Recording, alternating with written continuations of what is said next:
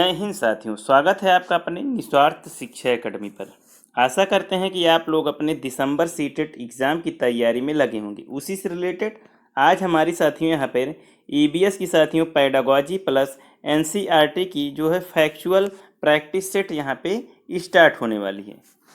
ये साथियों हमारी पहली प्रैक्टिस सेट होगी। जैसे जैसे हमारी प्रैक्टिस सेट आगे बढ़ती जाएगी वैसे वैसे क्वेश्चन का लेवल यहाँ पे एक अच्छा लेवल आपको दिखाई देगा, जिससे आपको आइडिया लग जाएगा कि सीटेट में किस तरीके से यहाँ पे क्वेश्चन पूछते हैं। साथियों, मैं अपने 2 साल के अनुभव के हिसाब से आपको बता रहा हूँ कि सीटेट में जो है एक अच्छा स्कोर आप लोग कर पाएंगे यदि हमारे चैनल से जुड़ेंगे।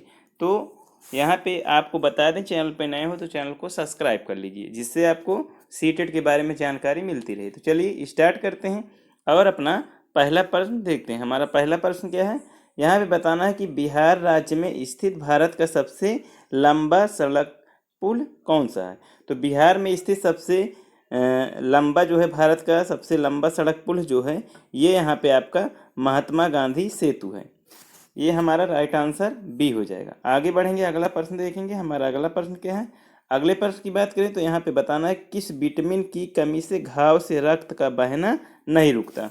तो किस विटामिन की कमी से, यदि हमारे अंदर में कौन सी विटामिन की कमी हो जाए तो जो घाव में रक्त बहता है वो नहीं रुकता। तो विटामिन के, जिसे हम नेफ्थेक्यूनिन के नाम से जानते हैं, ये हमारा राइट आंसर ऑप्शन डी हो जाएगा। आगे बढ़ेंगे, अगला प्रश्न देखेंगे। हमारा अगला प्रश्न हो जाएगा, हमारा अगला प्रश्न है कि चूहों के द्वारा फैलने वाला रोग है।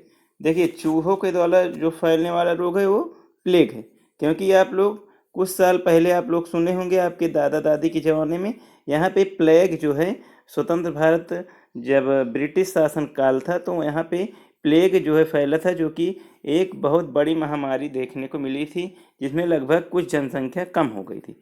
तो प्लेग एक बहुत बड़ी जो है संक्रामक रोग ये होती है, जिसे हम जूनोटिक रोग कहते हैं। जूनोटिक रोग किसे कहते हैं, जो जानवरों से इंसानों में फैलता है उसे हम जूनोटिक रोग कहते हैं। तो प्लेग यहाँ पे एक जूनोटिक रोग है जो कि चूहों के द्वारा फैलता है। आगे बढ़ेंगे, अगला प्रश्न देखेंगे। हमारा अगला प्रश्न देखिए पेडागॉजी से है। पेडागॉजी से क्या प्रश्न है, यहाँ पे बताना है कि प्राथमिक समाजीकरण है।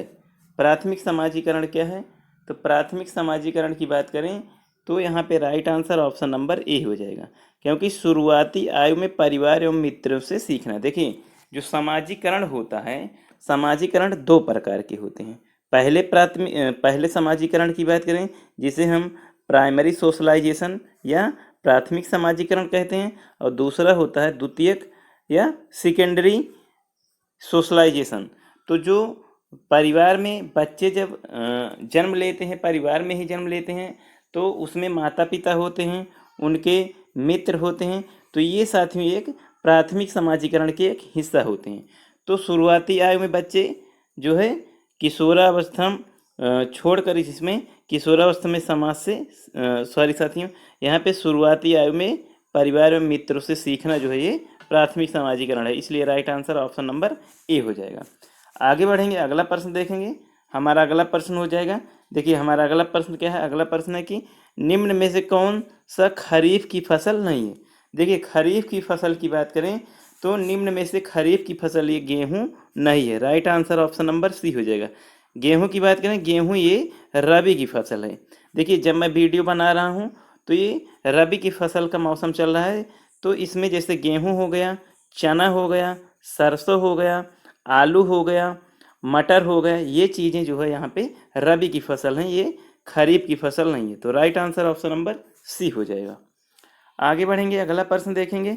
यहाँ पे अगला प्रश्न हो जाएगा हमारा, अगले प्रश्न की बात करें तो यहाँ पे हमारा अगला प्रश्न है निम्न में से कौन सा पदार्थ बायोगैस संयंत्र में प्रयोग नहीं होता है। देखिए, कौन सा पदार्थ बायोगैस संयंत्र में जो है ये प्रयोग में नहीं होता, तो ये यहाँ पे हमारा right answer option number C हो जाएगा, खनिज तेल। देखिए, खनिज तेल जो होता है इसका प्रयोग हम मोटर वाहन में करते हैं। कहाँ करते हैं साथियों, इसको हम मोटर वाहन में करते हैं, तो इसको हम बायोगैस संयंत्र में प्रयोग नहीं करते हैं।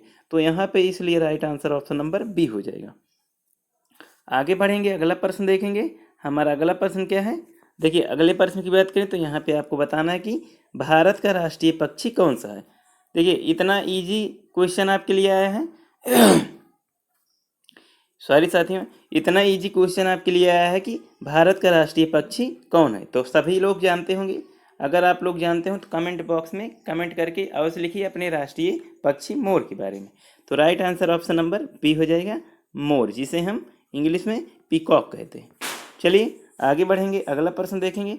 हमारा अगला प्रश्न हो जाएगा, अगले प्रश्न की बात करें तो हमारा अगला प्रश्न है, खाद्य श्रृंखला में ऊर्जा का प्रवाह होता है। देखिए जो खाद्य श्रृंखला होती है, जैसे एक खाद्य श्रृंखला जो होती है ऐसे यहाँ पे बनती है, जो कि यहाँ ऐसे जो है ये ऐसे, और इसको जो है ऐसे भी बना सकते हैं, जैसे इसको फिर ये फिर ये फिर ये डिकम्पोज हो जाता है।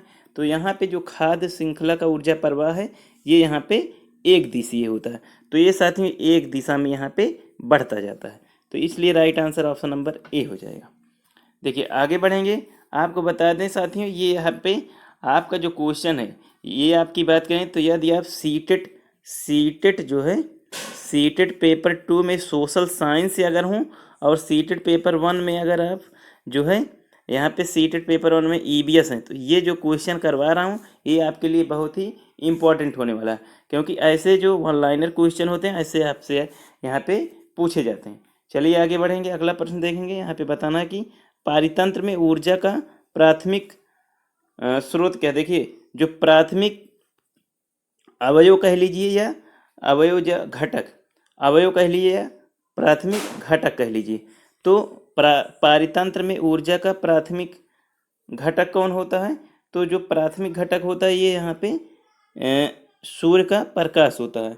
तो इसलिए यहाँ पे right answer option number B हो जाएगा। आगे बढ़ेंगे, अगला प्रश्न देखेंगे।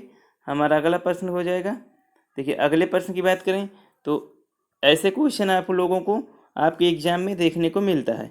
देखिए लीची से संबंधित क्वेश्चन, देखिए बिहार राज्य में लीची के उत्पादन में कौन सा जिला अग्रणी है। तो बिहार के मुजफ्फरपुर जिला जो है लीची उत्पादन में जो है फर्स्ट स्थान रखता है, फर्स्ट रैंक यहाँ पे रखता है। इसलिए right answer option number C हो जाएगा। अब बात करते हैं यहाँ पे अगले प्रश्न की। अगला प्रश्न है, बिहार के निवासियों का मुख्य भोजन क्या है। तो बिहार के निवासियों का मुख्य भोजन जो है यहाँ पे आपका चावल है, चावल और मछली, जो कि आपके बिहार के साथ साथ यहाँ पे आपके पश्चिम बंगाल में तो और ही ज़्यादा यहाँ पे फेमस है। तो इसलिए right answer option number A हो जाएगा। आगे बढ़ेंगे, अगला प्रश्न देखेंगे। हमारा अगला प्रश्न है, अगले प्रश्न की बात करें, अगला प्रश्न है, भारत में पूर्व से पश्चिम की ओर बहने वाली सबसे लंबी नदी। देखिए भारत में जो है पूरब से जो है ये पश्चिम दिशा में बहने वाली सबसे लंबी नदी जो कि ये नर्मदा नदी है। Right answer option number D हो जाएगा। आगे बढ़ेंगे, अगला प्रश्न देखेंगे। अगला प्रश्न आ जाएगा हमारा, क्या हो जाएगा, पेडागोजी से संबंधित है। यहाँ पे बताना कि बच्चे दुनिया के बारे में अपनी समझ का सृजन करते हैं। देखिए इस कथन का श्रेय किसको जाता है। देखिए बच्चे दुनिया के बारे में अपनी समझ विकसित करते हैं या अपने ज्ञान का जो है यहाँ पे ज्ञान का निर्माण जो है ये स्वयं करते हैं। तो ये इसको जो है किसने कहा कि बच्चे अपने ज्ञान का निर्माण स्वयं करते हैं। तो ये पियाजे महोदय ने किया, जो कि एक व्यवहारिक मनोवैज्ञानिक थे। तो यहाँ पे right answer option number B हो जाएगा। आगे बढ़ेंगे, अगला प्रश्न देखेंगे। देखिए हमारा अगला प्रश्न हो जाएगा, अगले प्रश्न की बात करें तो यहाँ पे बताना है कि सतत एवं व्यापक मूल्यांकन की एक तकनीक है। देखिए सतत और व्यापक मूल्यांकन तकनीक है, ये सतत और व्यापक मूल्यांकन यहाँ पे कब किया जाता है। तो सतत और व्यापक मूल्यांकन जो है ये यहाँ पे आपका निदानात्मक मूल्यांकन के रूप में जाना जाता है। यहाँ पे right answer option number C हो जाएगा। आगे बढ़ेंगे, अगला प्रश्न देखेंगे। अगला प्रश्न देखेंगे, हमारा अगला प्रश्न हो जाएगा कि एक अच्छे परीक्षण की कौन सी विशेषता नहीं है। देखिए एग्जाम हॉल में बैठे हैं तो आप लोग नहीं शब्द को अंडरलाइन कर लीजिए, जिससे आपके जो प्रश्न होते हैं उनको जो है गलत होने के चांस यहाँ पे कम हो जाते हैं।